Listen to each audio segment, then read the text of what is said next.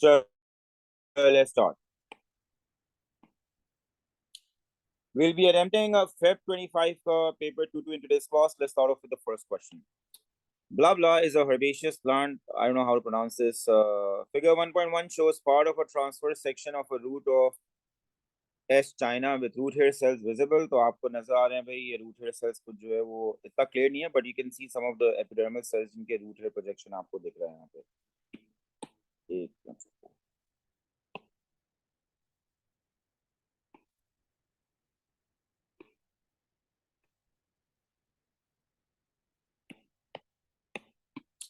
ठीक है, तो पहले पार्ट में आपसे पूछ रहा है name the type of microscope that has been used to obtain the image shown in figure 1.1. तो आप क्या यूज करो, that is a light microscope. So using what, a light microscope to view this. ठीक है, number 2 part B, sorry.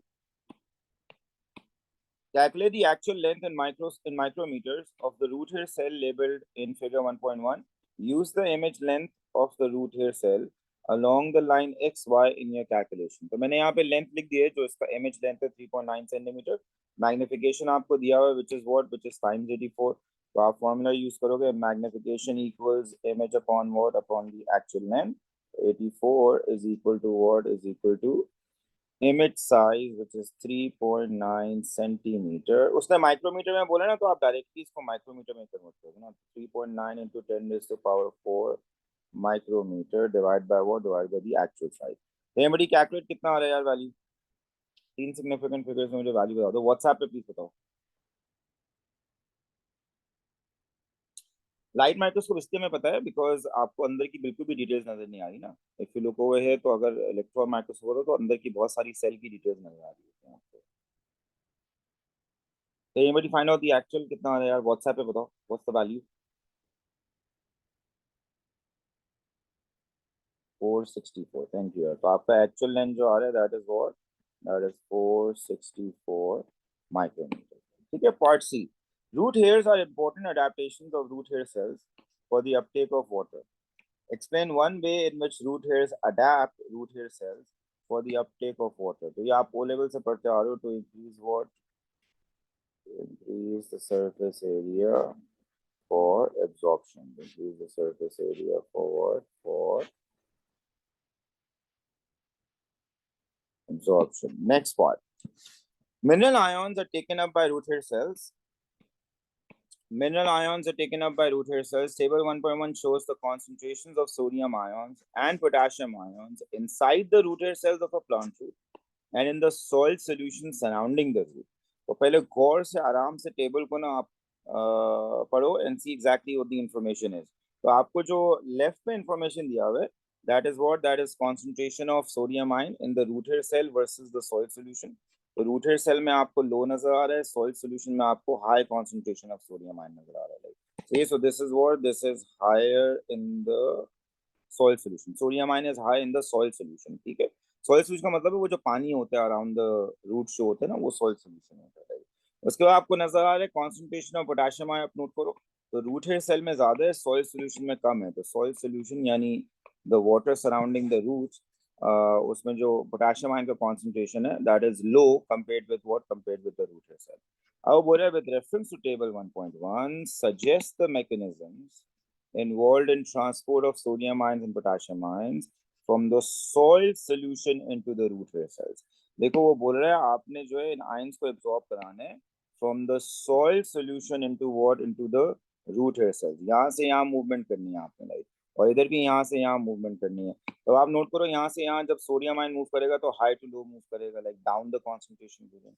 और यहाँ से यहाँ जब पोटेशियम आयन मूव करेगा तो against the concentration gradient move करेगा, लाइक नजर आ रहा है ना आपको, like from low to high concentration. तो आपने सजेस्ट करना है mechanisms involved in the transport of sodium ion and potassium ion from the soil solution into the root cells and state the reasons for your suggestion. तो बहुत simple सवाल था, easy, आपके 3 mark के लिए इजी पिकिंग से. तो आप क्या बताओगे यहाँ पे, sodium ion most likely move via what, via facilitated diffusion, because they move from a region of what, higher concentration in the soil solution to a region of lower concentration. और आप facilitated diffusion क्यों बोल रहे हो, because ये charge है, जाहिर सी बात है. तो फॉस्फोलिपिड बायलेट से तो जा नहीं सकते, तो इनको अपना जो है वो स्पेसिफिक प्रोटीन चाहिए होगा फॉर ट्रांसपोर्टेशन, इसलिए आप क्या बोल रहे हो, फैसिलिटेटेड डिफ्यूजन बोल रहे हो, लाइक. ठीक है, तो आपके पास जो है यहाँ पे जो मूवमेंट हो रही है वो क्या हो रही है, down the concentration gradient sodium ions की from region of what higher concentration to region of low concentration. जो concentration of potassium ions move कर रहे हैं ना जब सॉइल से रूट सेल में, like, तो वो नोट करो वो लो टू हाई मूव कर रहा है, लाइक तो this must happen using what, using carrier pumps and energy in the form of ATP. तो ये जो होगा वो क्या होगा, एक्टिव ट्रांसपोर्ट होगा। देखो क्वेश्चन में ना आप अक्सर कंफ्यूज कर लेते हो, जहां सोडियम पोटेशियम आया हर जगह आप सोडियम पोटेशियम पंप डाल देते हो। अरे भाई सोडियम पोटेशियम पंप जो होता है वो इन दोनों आयंस को अगेंस्ट द कॉन्सेंट्रेशन मूव करता है और ऑपोजिट डायरेक्शन में मूव करता है। यहाँ थोड़ी ऑपोजिट डायरेक्शन में मूव करना है आपको, यहाँ तो आपको मूव करना है from soil to the rooted cell. देखो ऊपर लिखा हुआ है ना, suggest the mechanism involved in the transport of sodium potassium from the soil solution into the rooted cells. So movement has to be from this to this and this to this. तो यहाँ पे जब आप देखोगे तो वो high to low जा रहा है, यहाँ पे जब आप देखोगे तो लो टू हाई जा रहा है, आपको नजर आ रहा है। तो ये जब मूव करेगा तो फर्स्ट सेल डिफ्यूजन से मूव करेगा, और ये जब मूव करेगा तो एक्टिव ट्रांसपोर्ट से मूव करेगा। अब आप आंसर किस तरह लिखोगे, आप लिखोगे भाई sodium ion move down the concentration gradient, down the concentration gradient from what, from soil solution, from soil solution to what, to rooted cells, to rooted cells via facilitated diffusion. Via what, via facilitated diffusion. और potassium ions का आप क्या लिखोगे, potassium ions move against the concentration gradient, against the concentration gradient from what, from soil solution to rooted cell to what, to rooted cell via what, via active transport, via what, via active transport। तो आप जो है वो सबसे पहले, अब दोबारा मैं यहाँ रिपीट कर देता हूँ, आपके पास जो टेबल में इन्फो दिया हुआ है ना और जो पूछा है, प्लीज ट्राई टू अंडरस्टैंड कि एग्जैक्टली ये टेबल के अकॉर्डिंगली उसने सवाल क्या दिया आपको। आपने ये जो आयंस मूव करने हैं ना, लाइक ये इमेजिन करो आपका जो है वो रूट हेयर सेल था, ठीक है ना, ये एपिडर्मल सेल है, बाकी जो आपको नजर आ रहे हैं, ठीक है। यहाँ पे आपके पास जो है वो सॉइल वाटर है, लाइक इसमें आपके पास पोटेशियम आयन सोडियम आयन यहाँ भी है, और पोटेशियम आयन सोडियम आयन यहाँ भी है। आपने जो मूव करनी है ना आयंस को, वो सॉइल वाटर से यहाँ मूव करना है, और वो मूव करने के लिए पोटेशियम को उसने ये दिया हुआ है कि यहाँ लो है यहाँ आए, तो जब आप लो टू हाई जाओगे तो एक्टिव ट्रांसपोर्ट करोगे। और सोडियम का दिया हुआ है यहाँ हाई है यहाँ लो है, तो जब सोडियम मूव करेगा तो फर्स्ट डिवीजन मूव करेगा। बस वो चीज आपने बेसिकली यहाँ पे पेन डाउन करनी है, ठीक। Next part, the region between the outer layer of a root and the endodermis is known as the cortex. Table 2.1 shows the water potential of two adjacent cells A and B in the cortex of a root. तो आपको table 1.2 दिया हुआ है और उसमें cortex के जो दो सेल्स हैं ना, सेल ए और सेल बी, उनका वाटर पोटेंशियल वैल्यू दिया हुआ है। हाई वैल्यू कौन सी होती है, जो लेस नेगेटिव होती है, क्लोजर टू जीरो जो होती है, और लो वैल्यू होती है which is farther from zero, जो मोर नेगेटिव वैल्यू होती है। With reference to table 1.2, explain the direction of water movement between cell A and cell B। तो बोले भाई आप एक्सप्लेन करो वाटर कहाँ से कहाँ मूव करेगा, तो भाई हाई वाटर पोटेंशियल से लोअर वाटर पोटेंशियल मूव करेगा ना। तो बस आप ये लिखो भाई, from cell A to cell B, cell A to cell B from a region of higher water potential, from a region of higher water potential to a region of lower water potential via osmosis, via osmosis। अब इसका bracket में लिखा हो ताकि exam को पता हो, आपको पता है हाई वाटर पोटेंशियल वाला सेल ए और जो लोअर वाटर पोटेंशियल वाला है वो आपके पास यहाँ पे सेल बी है, ठीक है। Next part, some types of soil are made of small negatively charged clay particles that attract and bind to positive ions such as iron ions, ठीक है। एग्जाम आपको सिनेरियो दे रहा है, गौर से आप सिनेरियो को पहले make sense of the scenario before you look at the question। Some types of soil are made of small negatively charged clay particles that attract and bind to positive ions such as iron ions. Fe2 plus that is bound to clay particles cannot be absorbed by root hair cells. This reduces the concentration of free Fe2 plus ions that is available in soil solution for absorption. Basically आप imagine करो ना, आपके पास अगर ये let's say पूरा region है soil water का, ठीक है ना, और उस soil water में let's say ये आपके पास clay के particles हैं. इन clay के particles को examiner बोल रहा है कि ये clay के particles जो है वो हैं negatively charged. तो इन नेगेटिवली चार्ज पार्टिकल्स के साथ Fe2 प्लस आके चिपक जाता है. जब वो चिपक जाएगा तो वो Fe2 प्लस यहाँ फ्री नहीं होगा ना. अगर फ्री नहीं होगा तो एब्जॉर्ब भी नहीं होगा. वो आपको सिनेरियो यहाँ पे बता देगा. Some plants that grow in soils containing a high proportion of clay particles are able to increase the concentration of free Fe2 plus in the soil solution for absorption. In these plants, the carbon dioxide released by the respiration of root hair cells reacts with water in the soil solution, which changes the pH of the soil solution. This affects what the binding of positively charged ions such as Fe2 plus to clay particles. Exam आपको scenario दे रहा है कि plants जो होते हैं, कुछ ऐसे plants होते हैं जो अपनी एब्जॉर्प्शन ऑफ आयरन आयन को जो है वो क्या नाम है एनहांस करते हैं by carrying out respiration of the root hair cells, जिससे कार्बन डाइऑक्साइड रिलीज होता है सॉइल वाटर में. और वो सॉइल वाटर में जब कार्बन डाइऑक्साइड जाएगा ना तो उससे पीएच अफेक्ट होगा सॉइल सोल्यूशन का. कैसे अफेक्ट होगा ये आपको वैसे ही पता होना चाहिए. आप CO2 जब पानी में जाएगा तो CO2 पानी के साथ रिएक्ट करके क्या बनाएगा, कार्बोनिक एसिड बनाएगा. और कार्बोनिक एसिड से H प्लस निकलेंगे और पीएच ड्रॉप हो जाएगा. और पीएच ड्रॉप होने की वजह से मोस्ट लाइकली क्या हो रहा होगा, Fe2 प्लस आयंस जो है ना वो फ्री सोल्यूशन में ज्यादा आ रहे होंगे ताकि वो एब्जॉर्ब हो सके ज्यादा. मैं दोबारा ये सिनेरियो पढ़ रहा हूँ. Some plants that grow in soils containing a high proportion of clay particles are able to increase the concentration of free Fe2 plus in the soil solution for absorption. In these plants, the carbon dioxide released by the respiration of root hair cells reacts with water in the soil solution, which changes the pH of the soil solution. This affects the binding of positively charged ions, such as iron to iron, to clay particles. Figure 1.2 shows the results of one investigation into the effect of pH on the concentration of free iron ions that is available in soil solution for absorption by root hair cells. The soil sample analyzed in this investigation was from a soil that contained a high proportion of clay particles. अब आपको ये यहाँ पे scenario graph दिया हुआ है, इसमें concentration of free Fe2 plus ions आप देख रहे हो. लो पीएच पे हाईएस्ट कॉन्सेंट्रेशन आपको नजर आ रही है और पीएच जैसे इंक्रीज हो रहा है concentration of Fe2 plus ions क्या होता जा रहा है, यहाँ पे फ्री Fe2 प्लस आयंस जो है वो कम होता जा रहा है.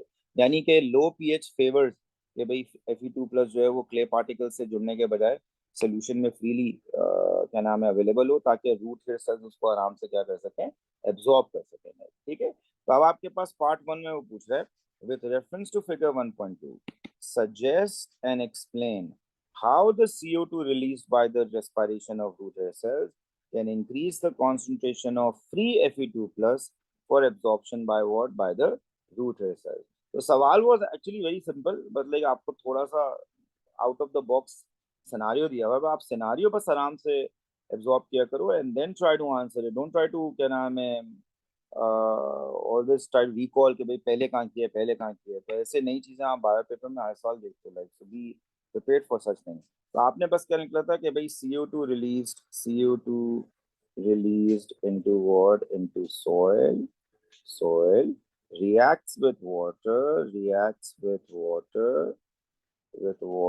to form what? To form carbonic acid.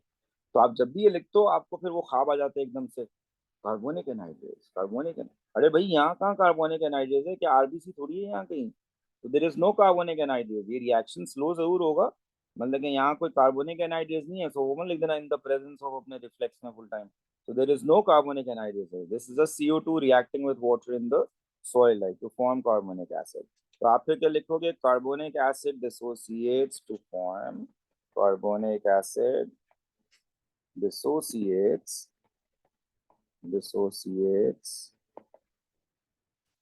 to form what? To form hydrogen ions and bicarbonate ions. तो तीसरे मार्क के लिए आप लिखोगे hydrogen ions lower what? Lower the pH of soil water, causing what? Causing Fe2 plus ion causing the concentration of Fe2 plus of free Fe2 plus ions to increase in soil water. और आप suggestion देना चाहो ना कि ऐसा मतलब कि लो pH से ऐसा क्या हो रहा है, तो आप एक सजेशन ये भी दे सकते हो कि उसने बोला ना सजेस्ट एंड एक्सप्लेन, तो आप जो है सॉरी एक्सप्लेनेशन में आप एक चीज ये भी ले सकते हो कि भाई हो सकता है जब हाइड्रोजन आयन सोल्यूशन में ज्यादा होते हैं तो वो क्या करते हो कि क्ले पार्टिकल्स पे जाके Fe2+ को डिस्प्लेस कर देते हैं और खुद जाके क्ले पार्टिकल्स से ना चिपक जाते हैं. This is one of the suggestion you can give अगर आप देखना चाहो कि हाइड्रोजन आयंस जो होते हैं hydrogen ions displace Fe2+ bound to what? Bound to clay particles. Bound to clay particles. ठीक है. Next part. Dissolved Fe2+ is transported across the tissues of the root to the xylem. When the amount of dissolved Fe2+ absorbed by root hair cells is greater than the amount that is needed by the plant, not all of the Fe2+ that is absorbed is transported to the xylem. Suggest how the endodermis can reduce the amount of Fe2+ reaching the xylem. तो basically examiner आपको ये पूछना चाह रहे हैं यहाँ पे कि भाई जो Fe2+ जो root hair cells absorb करते हैं ना, like वो नॉर्मली आपके फिर जाइलम से ट्रांसपोर्ट किया जाता है, लाइक जाइलम में रूट जो जाइलम होता है रूट के अंदर उसके अंदर ट्रांसपोर्ट किया जाता है. बट अगर प्लांट को नीड नहीं होती ना तो फिर वो आयरन को लिमिट कर देता है, जो जाइलम के अंदर आयरन की एंट्री होती है उसको लिमिट कर देता है, और इसके लिए एंडोडर्मिस हेल्प करता है. तो वो पूछ रहा है suggest how the endodermis can reduce the amount of iron two iron reaching the xylem. तो आप इसमें जो है वो 3 मार्क के लिए क्या लिख सकते हो कि भाई Fe2+ cannot cross the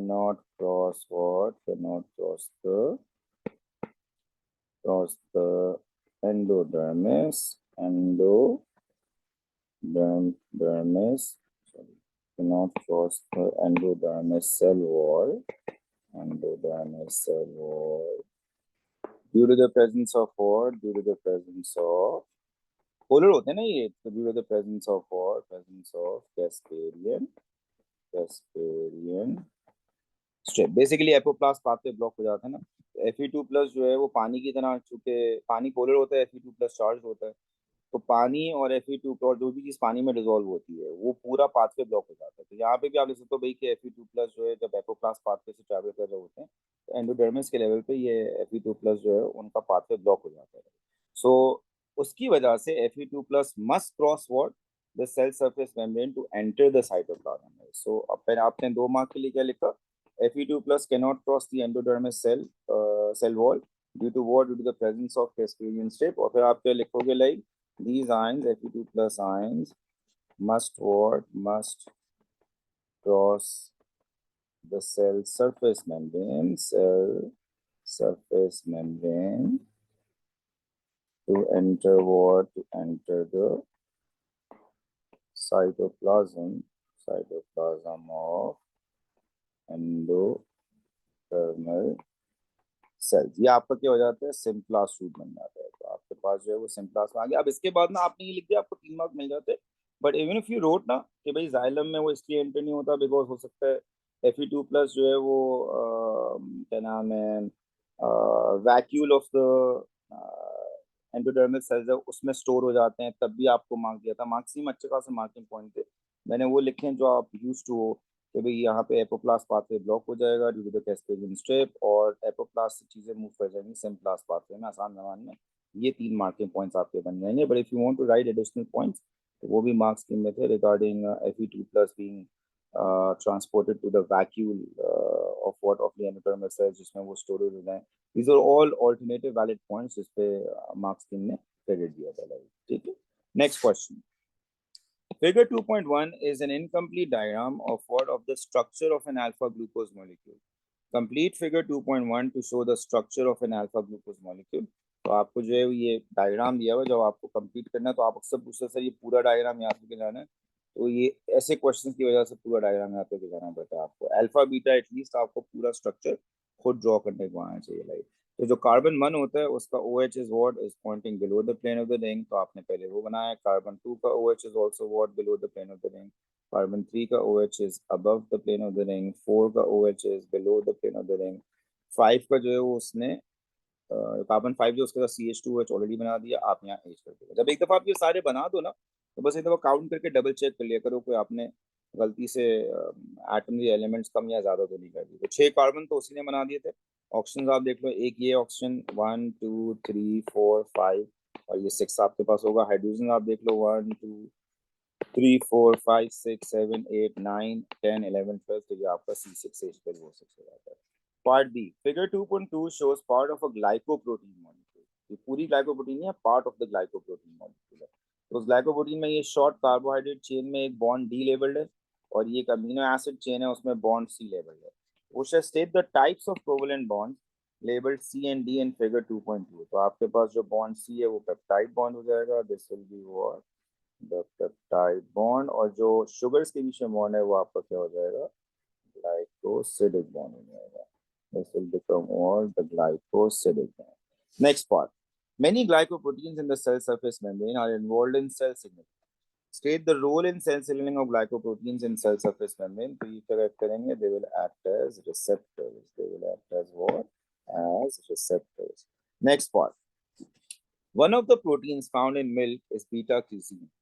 A molecule of beta-casein consists of a single polypeptide of approximately 200 amino acids. Molecules of beta-casein have a high proportion of the amino acids proline and leucine. These amino acids have hydrophobic R groups. तो exam में अब आपको बता रहे हैं, मैं दोबारा सुनाने पढ़ रहा हूँ एक मिल्क प्रोटीन के बारे में जिसका नाम बीटा केजीन है, और एक बीटा केजीन जो होता है उसमें एक ही सिंगल पॉलीपेप्टाइड चेन होती है, यानी टर्शियरी स्ट्रक्चर होता होगा most likely with 200 amino acids. Molecules of beta casein have a high proportion of the amino acids proline and leucine. ये दो अमीनो एसिड के बारे में बता रहे हैं, and these amino acids have hydrophobic R groups.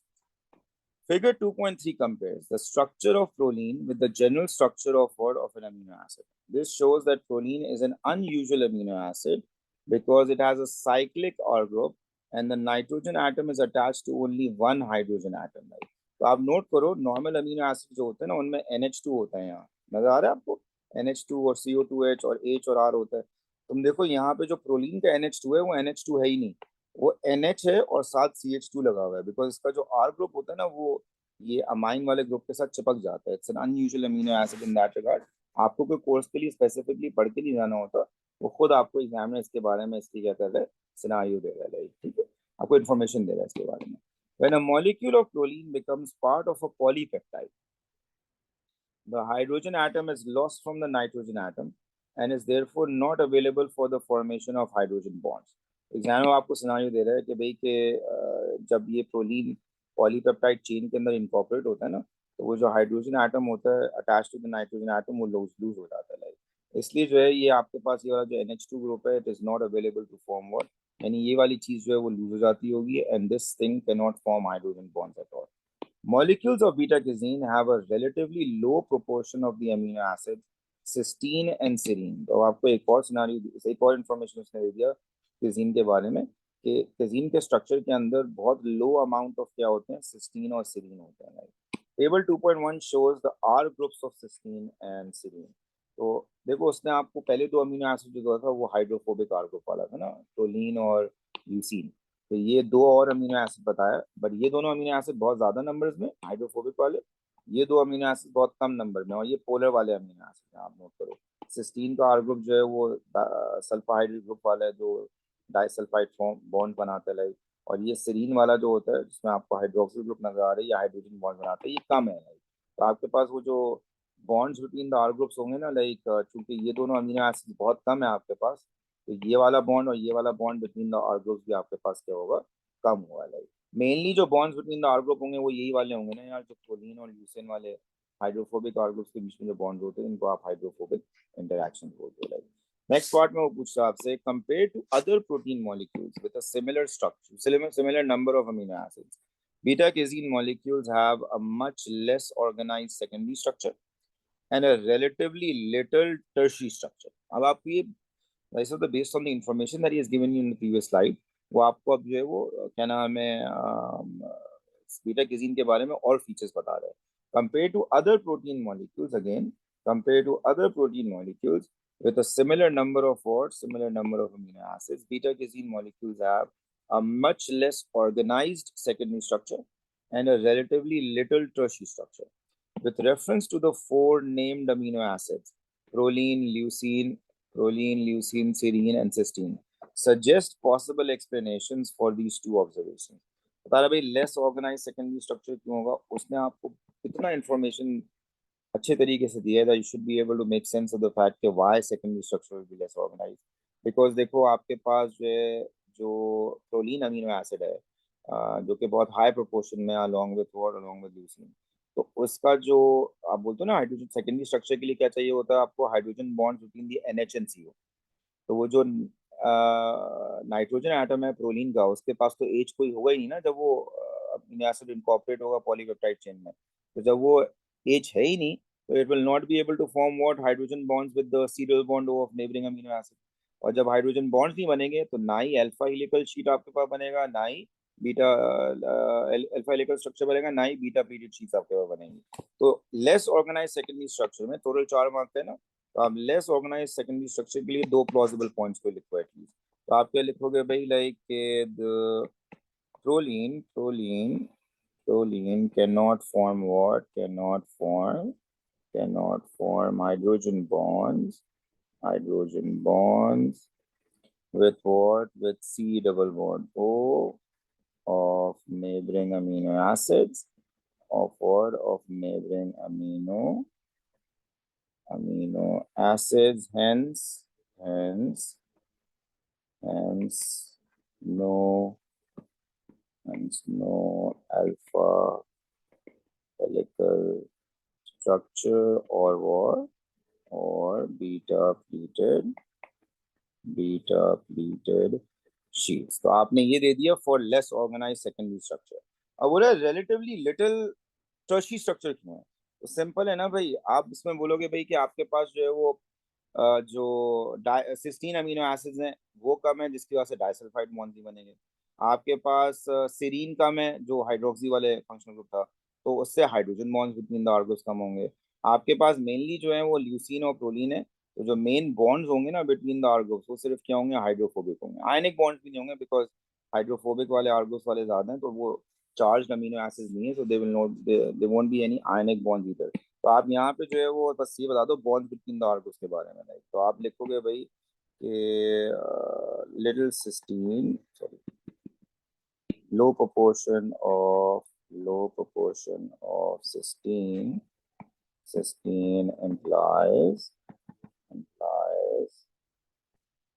implies very few disulfide bonds form।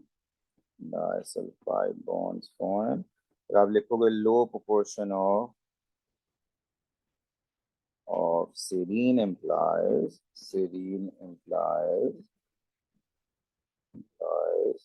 that very few अच्छा form between R group, sorry मैंने लिखा बिटवीन आर ग्रुप्स लिखना, form between R. It's important कि आप बताओ कि टर्शियरी स्ट्रक्चर आर ग्रुप्स के bond की वजह से होता है ना, प्लीज वो रूल लिख के आना, फॉर्म बिटवीन आर ग्रुप्स। तो low proportion of serine implies very few hydrogen bonds between R groups। आपने ये लिख लिया, आपको 4 और 4 मिल गया, ऊपर वाले 2 और नीचे वाला आपने लिख लिया, आपको मिल गया। अब आप लिखना चाहो तो जरूर लिख सकते हो कि क्या नाम है, ज्यादातर बॉन्ड्स जो बनेंगे वो कौन से बनेंगे, हाइड्रोफोबिक इंटरैक्शन बनेंगे। So most of the bonds between R groups are what? Are hydrophobic interaction। Because leucine और प्रोलीन ज्यादा है ना, लाइक तो वो दोनों उसने एग्जाम में पीछे बताया हुआ वो हाइड्रोफोबिक वाले।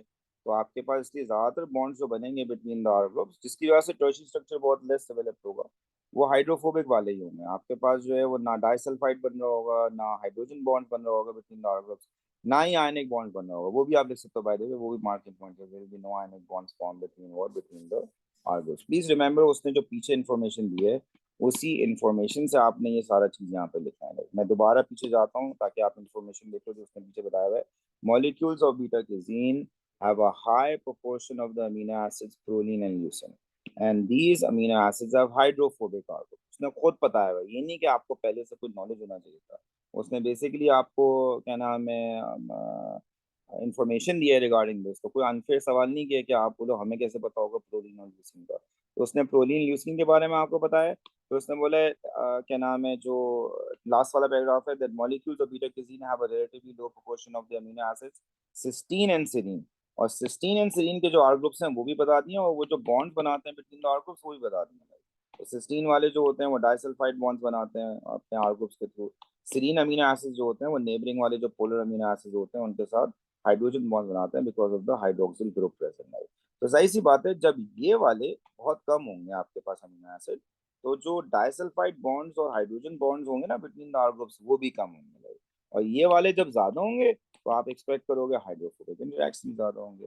इसका ये हरगिज मतलब नहीं है कि टर्शी स्ट्रक्चर नहीं होता। ये थोड़ी बोला उसने टर्शी स्ट्रक्चर नहीं है। उसने बोला टर्शी स्ट्रक्चर इतना अच्छा डेवलप नहीं है। लाइक समझ में आ गया। लाइक सो ऑफ कोर्स आपको चारों के चारों बॉन्ड्स नहीं चाहिए होते to qualify for tertiary structure. वो कह रहे हैं इन कंपैरिजन ना, जब भी तो उसने ऊपर लिखा है compare to other protein molecules with a similar number of amino acids beta casein molecules have a relatively little tertiary structure. तो ऐसा नहीं है कि ये टर्शी स्ट्रक्चर कहलाता नहीं है टर्शी स्ट्रक्चर ही। बट जो टर्शी स्ट्रक्चर में मेन चीज होता है वो bonds between the R groups होते हैं। तो यहाँ पे इस पूरे टर्शी स्ट्रक्चर के अंदर सिर्फ हाइड्रोफोबिक इंटरेक्शन होंगे बिटवीन द आर ग्रुप्स, बाकी बॉन्ड्स ही नहीं होंगे। इसलिए हम बोलते हैं कंपेयर टू दोज प्रोटीन जिनके टर्शी स्ट्रक्चर में ये सारे बॉन्ड्स दिखते हैं, ये वाली प्रोटीन्स का रिलेटिवली लेस डेवलप क्या होता है, टर्शी स्ट्रक्चर होता है। ठीक है, next question. Figure 3.1 and figure 3.2 are diagrams of transverse sections of the human heart during different stages of the cardiac cycle. The sections pass through the heart at a level that is just above the valve. तो आपको एक figure 3.1 दिया हुआ है, figure 3.2 दिया हुआ है। आपने क्लासेस में भी मेरे साथ किया हुआ है। Make sure that you first interpret the diagrams that are given to you. Figure 3.1 में आप नोट करो, ये जो एवी वेल्व्स हैं, बाइकस्पिड ट्राइकस्पिड जो होते हैं बड़े वाले वेल्व्स, वो खुले में फिगर 3.1 में, और सेमील्यूनर वेल्व्स क्लोज है। नजर आ रहा है आपको लाइक। और फिगर 3.2 में उल्टा है, जो एवी वेल्व्स है एट्रियोवेंट्रिकुलर वेल्व्स, और आप देख सकते हो ये ट्राइकस्पिड है और ये बाइकस्पिड है।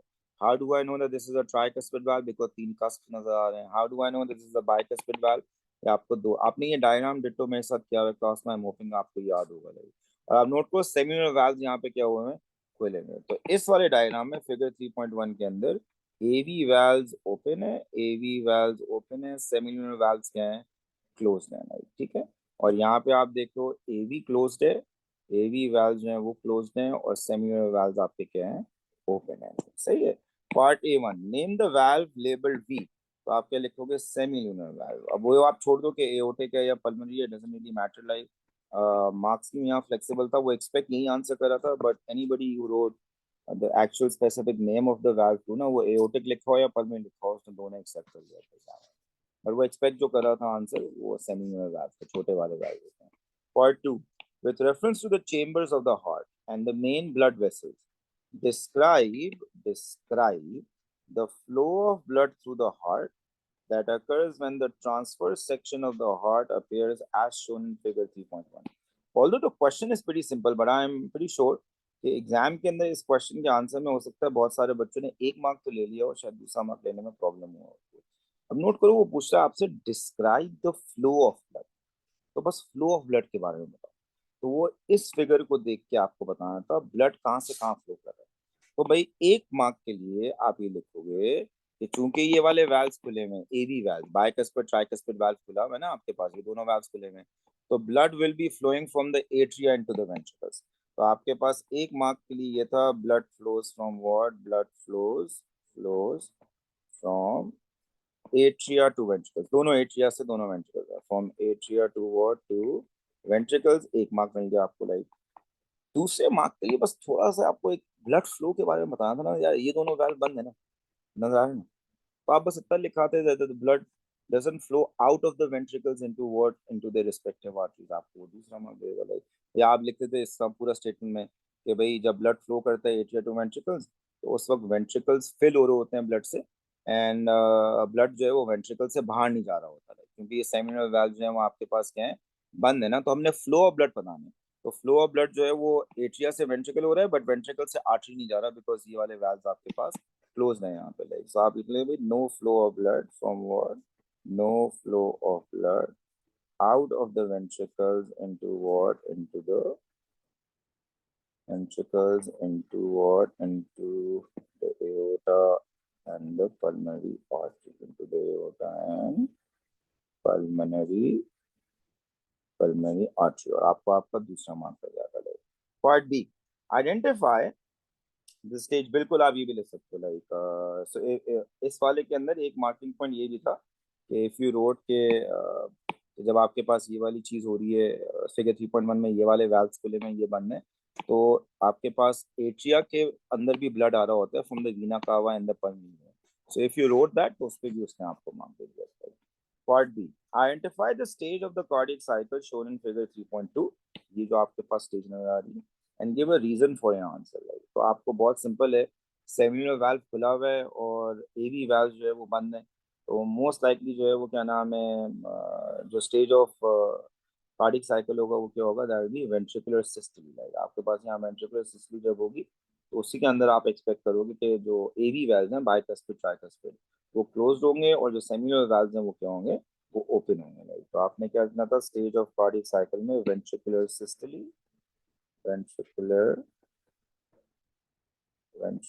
सिस्टली और रीजन आप क्या लिखोगे?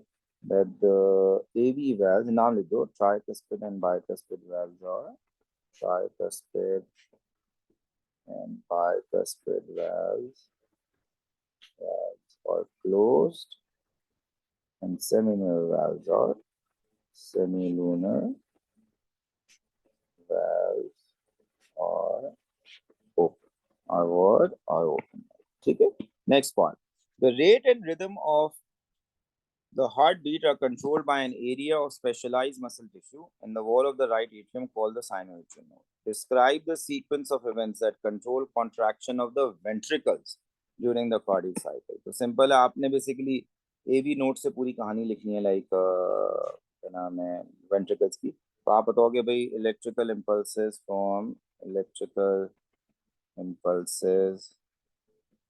यहाँ SAN लिख देता हूँ मैं, impulses from the sinoatrial node reach the atrioventricular node. Atrioventricular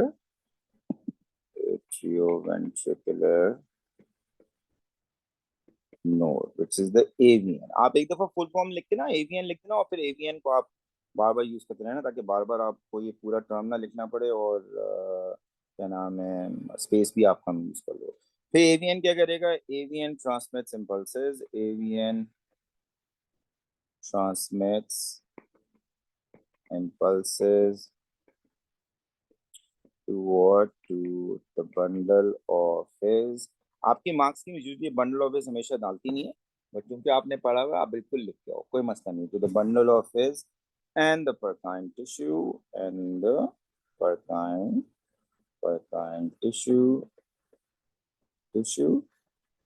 फिर आप बताओगे these impulses travel to what? These impulses travel to the apex of the heart, travel to what? Travel through the septum to the septum to the apex of the heart, before traveling upwards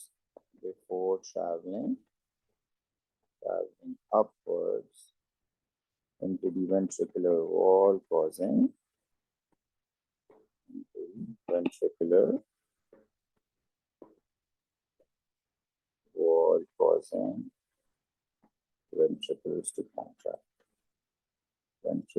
to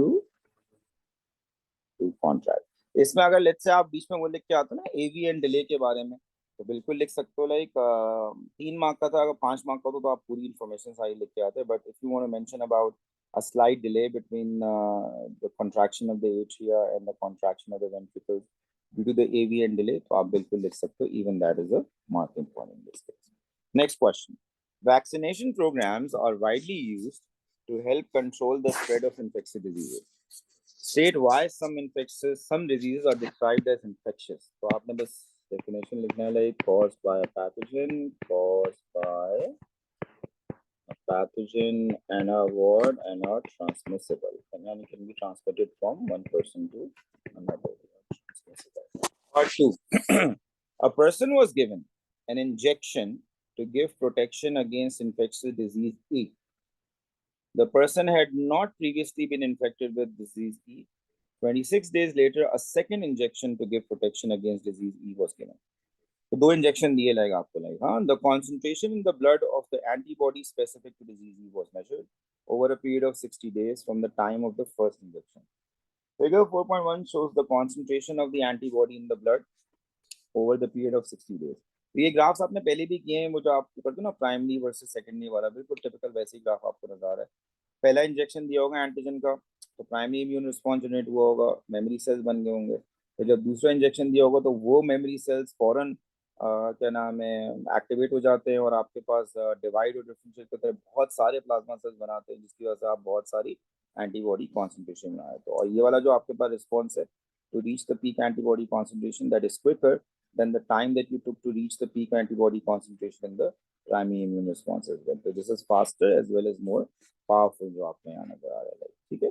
अब पूछा है next part में the concentration of the antibody in the blood after the second injection was higher than the concentration after the first injection. Explain why the concentration of the antibody in the blood was higher after the second injection than after the first injection. तो आप बताओगे भाई memory cells were formed as a result of primary immune response, as a result of primary immune response. ठीक है. और ये memory cells ना सारे होते हैं, टी हेल्पर वाले भी होते हैं, वो भी होता है. हम सिर्फ एंटीबॉडी के रेफरेंस से लिख रहे हैं लाइक, तो आप सिर्फ उसी के मेमोरी सेल्स की यहाँ पे रेफरेंस से बस पूरा आंसर लिख दो, सो दैट 3 मार्क के लिए आप वैलिड आंसर भी लिख दो और आपकी स्पेस भी ज़्यादातर. इसका मतलब ये नहीं है उसने आपको पूरा पेज खाली दिए तो आप फुल टाइम भरना शुरू कर देना जगह. प्लीज लाइन्स के अंदर अपना आंसर पूरा रिस्ट्रिक्ट करो. So memory cells were formed as a result of primary immune response, which identify the antigen after second injection,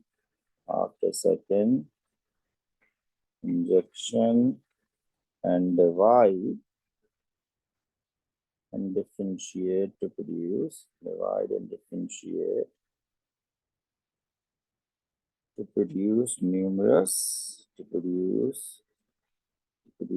more plasma cells.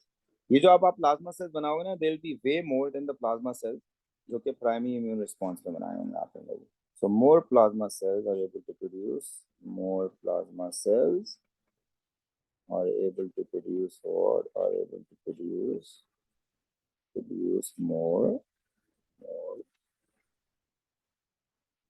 antibodies. और आप इतना ब्रीफ लिखो. Obviously there are so many more things that you could write in the secondary immune response. याद रखो ये जो आप लिख रहे हो ना पहले वाले पॉइंट के बाद, लाइक ये आपने बताया पहले मेमोरी सेल्स आपने बनाए थे प्राइमरी इम्यून रिस्पॉन्स में. जैसे ही आपने सेकंड इंजेक्शन दिया तो उसकी वजह से जो एंटीजन से सेकंड इंजेक्शन में जिनको आपकी बॉडी पहले से पहचानती है, उसको देखते ही आपके मेमोरी सेल्स क्या करेंगे, डिवाइड और डिफरेंशिएट करके बहुत सारे प्लाज्मा सेल्स बना देंगे. लाइक जितने आपने प्राइमरी बनाए थे उससे बहुत सारे बना देंगे. और वो जो प्लाज्मा सेल्स आपने बहुत सारे बनाए हैं वो therefore will be able to produce what even more number of antibodies compared with the primary immune response. Next point, this is a good point. A second person was given a different injection to give what? A different injection to give protection against another infectious disease, which is the infectious disease F. The person had not previously been infected with disease F.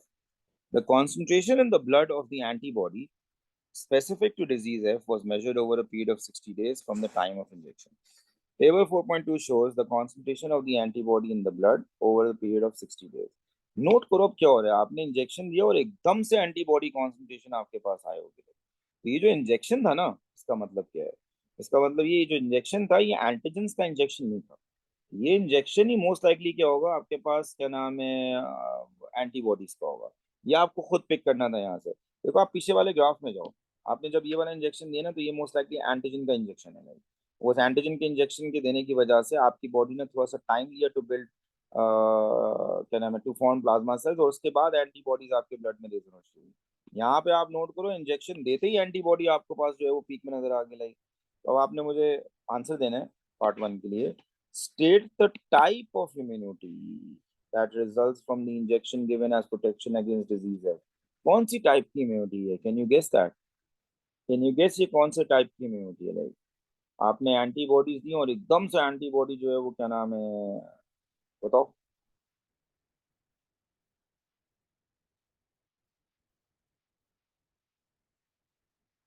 Absolutely. तो आप यहाँ पे जो है antibodies दे रहे हो और आपकी बॉडी खुद स्टिमुलेट नहीं हो रही टू प्रोड्यूस एंटीबॉडी, तो ये पैसिव इम्यूनिटी होती है। और चूंकि इंजेक्शन के फॉर्म में दे रहे हो तो ये आर्टिफिशियल आर्टिफिशियल पैसिव इम्यूनिटी कहलाता है। क्या कहलाता है ये? आर्टिफिशियल पैसिव इम्यूनिटी कहलाता है।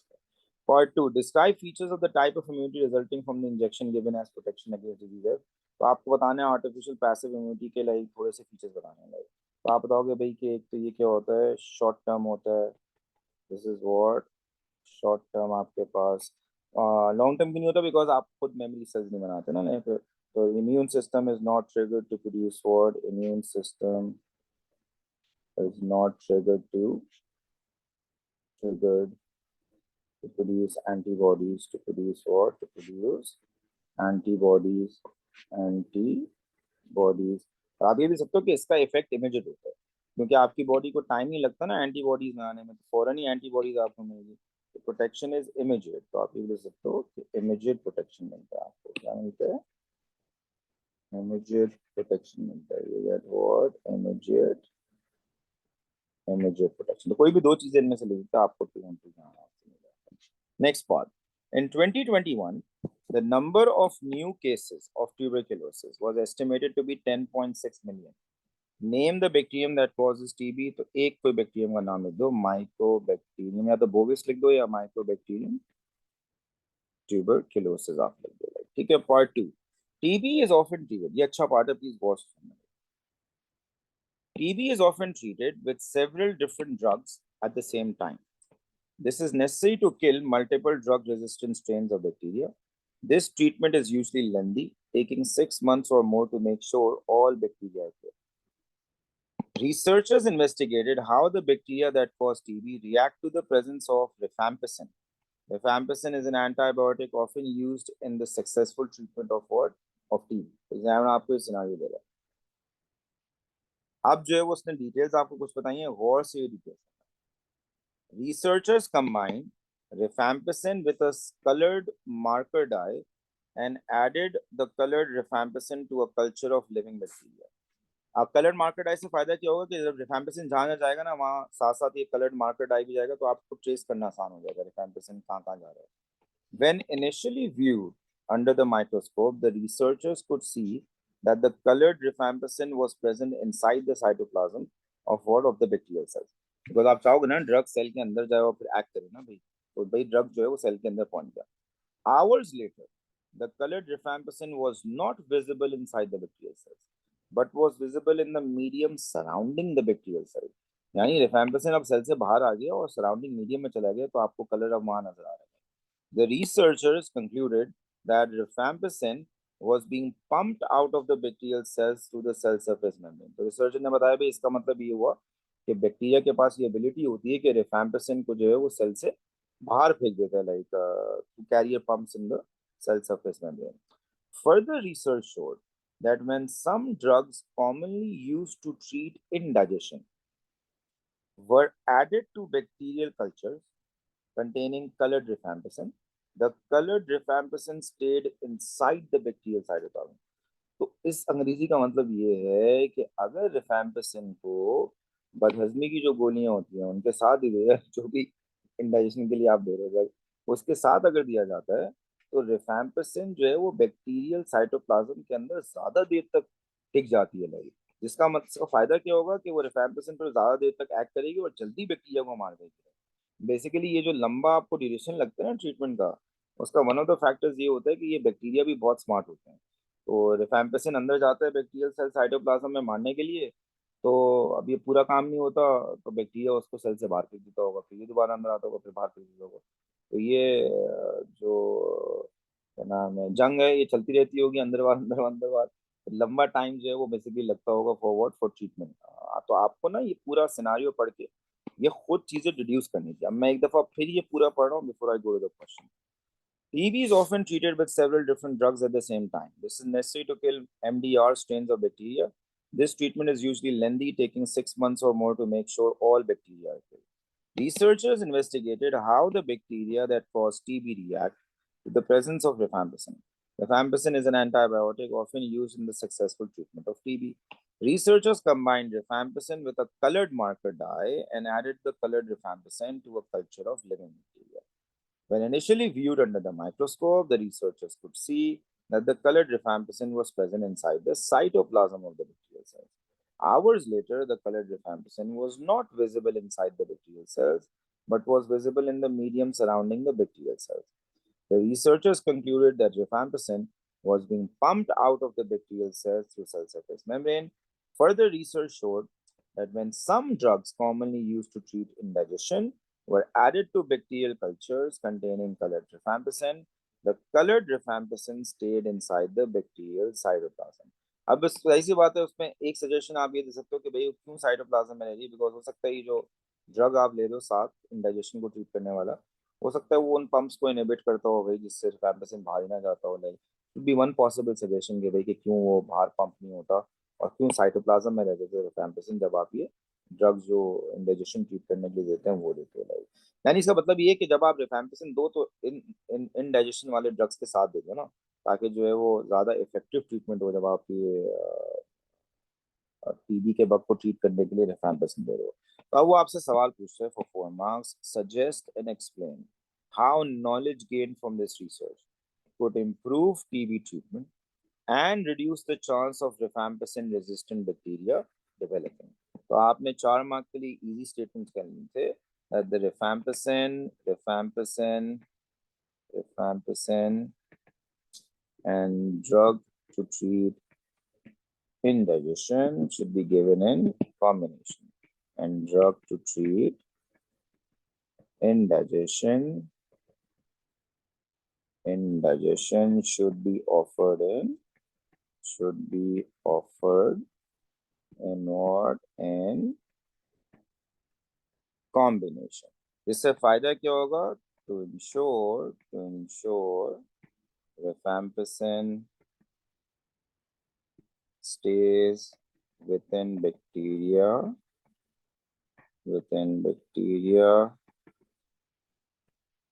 to quickly kill the bacteria. To what? To quickly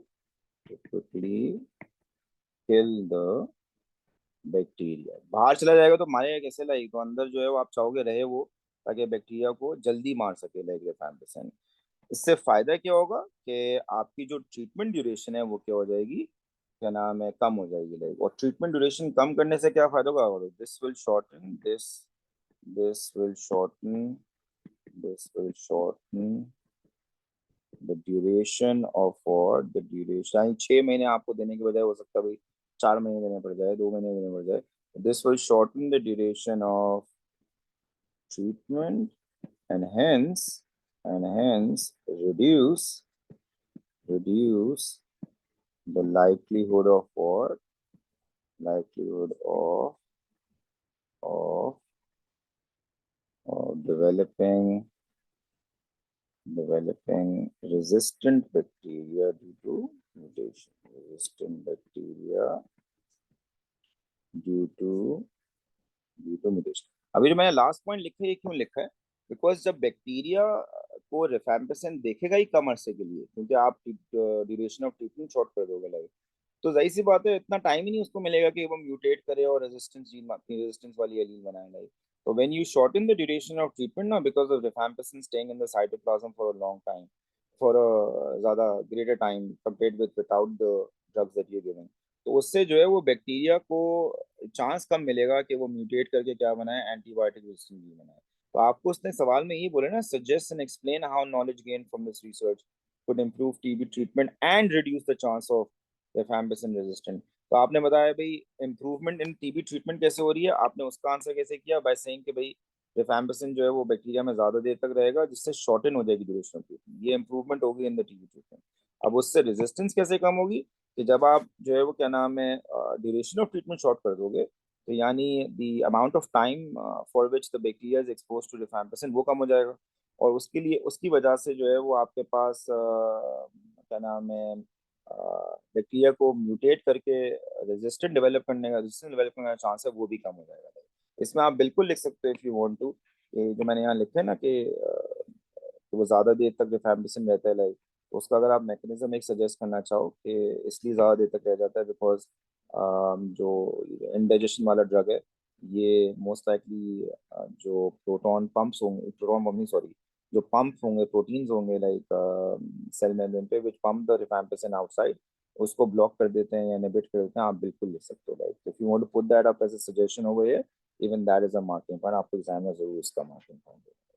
just make sure कि जो 4 मार्क का दिया हुआ है आप पहले ब्रेनस्टॉर्म करके सिंथेसाइज करो आप क्या 4 पॉइंट्स लिखना चाहोगे and then pen it down as long as your points are plausible and they correlate with what the question is asking for, most likely marks की में उसका पॉइंट आपको जरूर मिल जाएगा। नेक्स्ट क्वेश्चन, अब नोट अपने ज़हन में रखो यार, अभी आप ये क्वेश्चंस करते हो ना और मार्क्स टीम सामने होती है तो एक बड़ा बायस होता है कि आप कर रहे हो तो आप तो यार आसान है मुझे समझ में आ गया, वहाँ जब आप करते हो ना बायो पेपर्स में जब आप पीटीज में बैठते हो तो वहाँ तो आपके पास मार्क्स टीम सामने नहीं होती ना लाइक, तो give yourself a full chance, don't try to rush through question, don't run through without reading information carefully, आप आराम से पढ़ो, गिव योर सेल्फ टाइम, जो पार्ट बहुत ज्यादा मुश्किल हो बेशक उनको एंड में आके अटेम्प्ट कर लो, do not get stuck on a 2 mark part for 10 minutes, it will just disturb the entire tempo like, खास तौर पे अगर शुरू में कोई क्वेश्चन नंबर 1 या क्वेश्चन नंबर 2 में ऐसा पार्ट आ गया जिसमें आप अटक गए तो आपके बाकी सारे क्वेश्चन में वो एक आप डिस्टर्ब स्टेट में कर रहे होगे। So whenever you get stuck on a question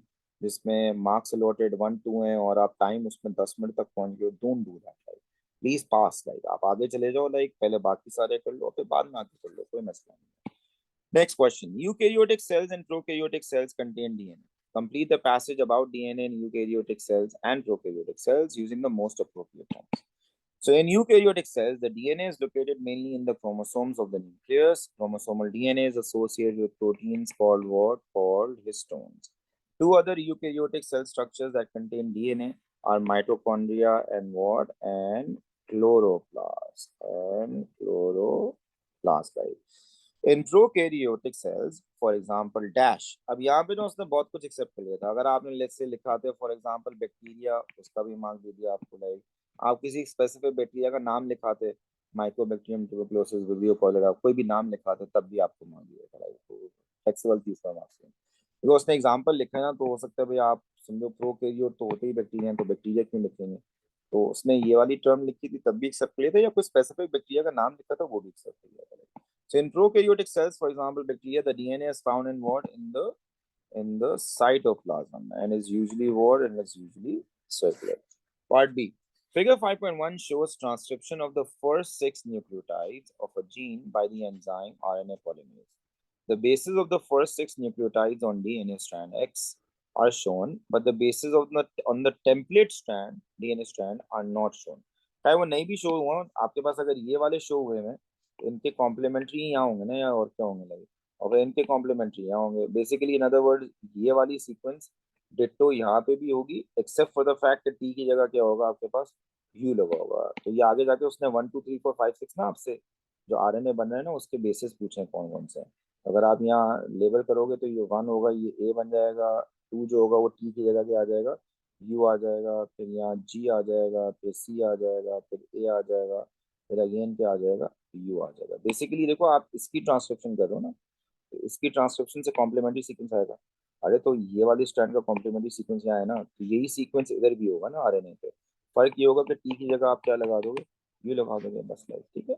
The next part, state the term used to describe the non-template DNA strand labeled X. तो non-template strand जो होता है वो non-transcribed strand होता है, जिस strand की ट्रांसक्रिप्शन होती है उसको transcribed strand बोलते हैं लाइक या template, और जिसकी नहीं होती है तो उसको non-transcribed या non-template strand कहते हैं, ठीक है। Part 2, name the RNA strand formed during transcription of a eukaryotic gene. तो जो आप शुरू में आरएनए बनाते हो तो ट्रांसक्रिप्शन होती है जिसकी बाद में फिर मॉडिफिकेशन की जाती है उसको हम बोलते हैं प्राइमरी ट्रांसक्रिप्ट, क्या बोलते हैं उसको, we call that as what, as the primary transcript. Part 3, complete table 5.1 to show the letters of the 6 bases indicated on figure 5.1 by the numbers 1 to 6. तो हमने ये पीछे लिख लिया था, मैं बस कॉपी कर देता हूँ.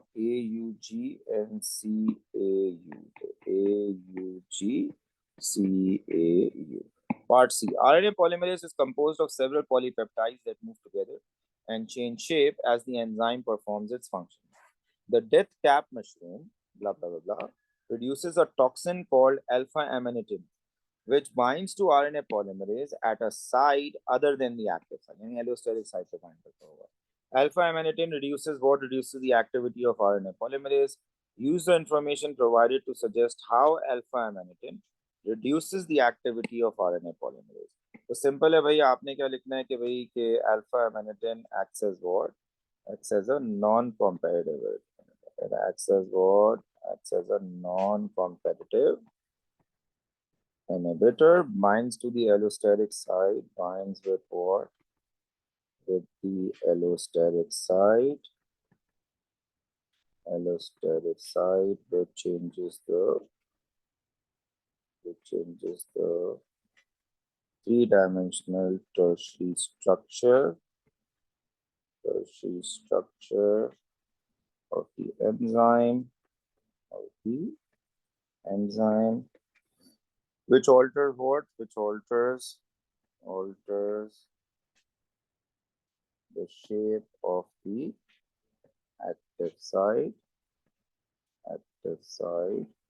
Just say it's no longer complementary to what? No longer complementary to the substrate. This वजह से क्या होगा? It will reduce the rate of formation of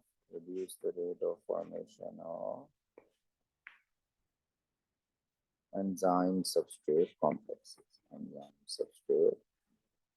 आपकी मार्क्स की में ये इस तरह लिखा हुआ था, ये जो फोर्थ वाला पॉइंट है कि भाई this will reduce the ability of the RNA polymerase to bind to its substrate, जो कि क्या होता है, क्या नाम है,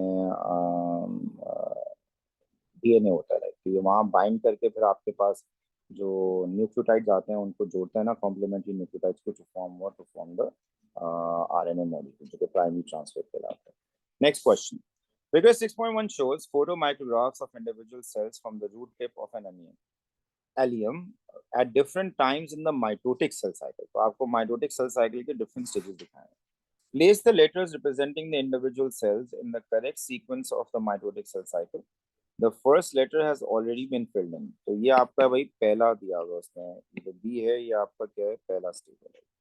उसके बाद आप क्या लिखोगे, थोड़ा सा आपके पास जो न्यूक्लियर मेम्ब्रेन है जब वो उड़ जाती है तो आप क्या देखोगे, तो जो आपके पास क्रोमैटिन है वो थोड़ा सा फैला हुआ आपको नजर आ रहा है, लाइक तो ये आपका स्टेज 2 हो जाएगा. फिर आप ये प्रोफेज ही है भाई, 1 और 2 आप इमेजिन करो, दोनों इनिशियल स्टेजेस ऑफ माइटोसिस होंगे.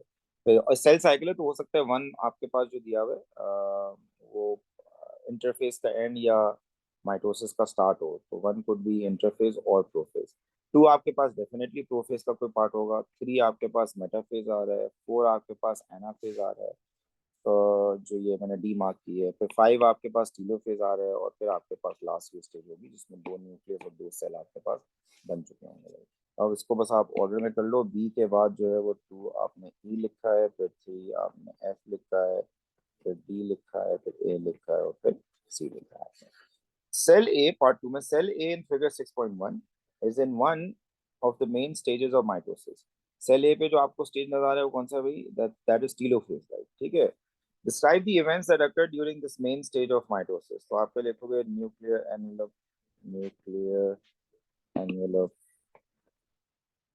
envelope forms, nucleolus reappears, और आप कंडेंसेशन का उल्टा लिख सकते हो, जैसे प्रोफेज में था ना कंडेंसेशन ऑफ द क्रोमोसोम्स, तो यहाँ पे आपके पास क्या नाम है, D condensation of the chromosomes होती है, जो lengthening and thinning of the chromosome जिसको आप बोल सकते हो अगर आपको आसान वर्ड में लिखा हो. तो D condensation of what, of chromosome. ठीक है. Last part. Complete table 6.1 by stating the term that matches each of the description. पहला वाला जो रो है, region of DNA with repeated nucleotide sequences located at the ends of chromosome, तो इनको आप क्या बोलते हो, टीलोमेयर्स बोलते हो. दूसरा वाला, organises microtubules to form the spindle in animal cells, तो ये आपके पास क्या हो जाएगा, सेंट्रियोल हो जाएगा। आप सेंट्रोसोम भी उसने एक्सेप्ट कर लिया था। Animal cell is the keyword जो आप जो की ट्रिगर है जिसकी वजह से आप सेंट्रियोल लिखा। आप सेंट्रोसोम भी लिखते हो, उसने गलत नहीं कहा था, बिल्कुल सही कहा। Point of attachment between two sister chromatids, that is what? That is the centromere. ठीक है भाई, ये आपका पेपर खत्म हो गया। कितने मार्क्स आते हैं आपके यहाँ पे? 60 में से। थ्रेशोल्ड तो भी पता नहीं है यार, बिकॉज इस पेपर का थ्रेशोल्ड नहीं है, but I am hoping that most of you should be able to manage 50-55 in this paper. आ जाएंगे ना?